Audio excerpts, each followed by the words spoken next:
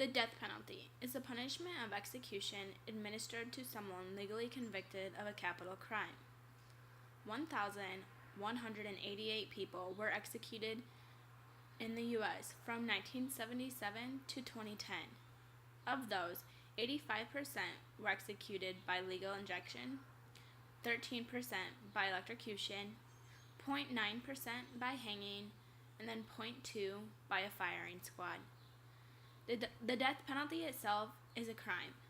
The death penalty is a murder, and two wrongs don't make a right. There is no point in murdering people who have committed a murder because no one has been taught a lesson. The death penalty does not deteriorate a crime. Today, I will be sharing with you my thoughts on the death penalty. I will be telling you the reasons and statistics why I feel the death penalty should not be legal.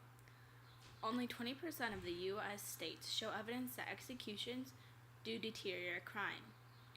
The murder rate in non-death penalty states has actually remained consistently lower than the death penalty in states.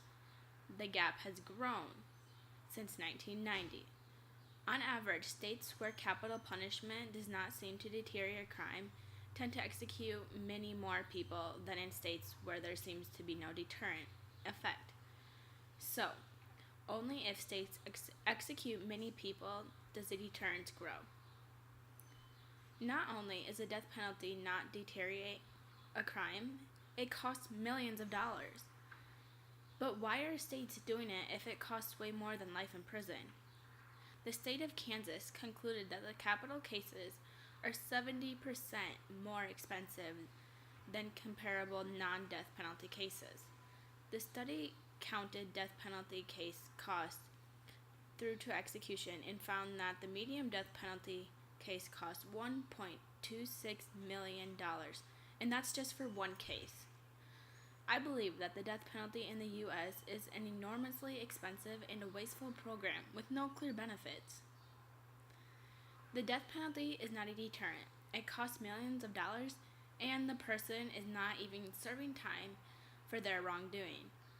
Ironically, with the death penalty, we are not talking about time. We are talking about the opposite. If you are given the death penalty, you don't have to live through the pain of what you created. Instead, your life is ended, and that's it. In prison, you sit there and you are forced to think about the crime you committed. So, do you think that a person would rather sit in prison for his life or be taken by the death sentence? Or, is the death penalty the easy way out? The death penalty yet does not stop people from doing the crime. It costs more, and it's the easy way out. And surprisingly, there are hundreds of people who are wrongly accused of the crime they did not commit. There is a possibility that the person is not guilty. It is widely recognized that our justice system is not perfect. There are times when people are wrongly accused of crimes or they are not granted fair trials. There is still corruption in our justice system and basis with discrimination.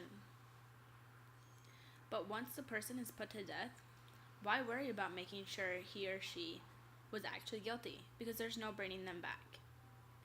Families of innocent people should not be made to suffer from inadequacy of the death penalty. Capital punishment poses a large risk to innocent people and their families. There is an easy solution for the death penalty. That is to banish the death penalty in the U.S.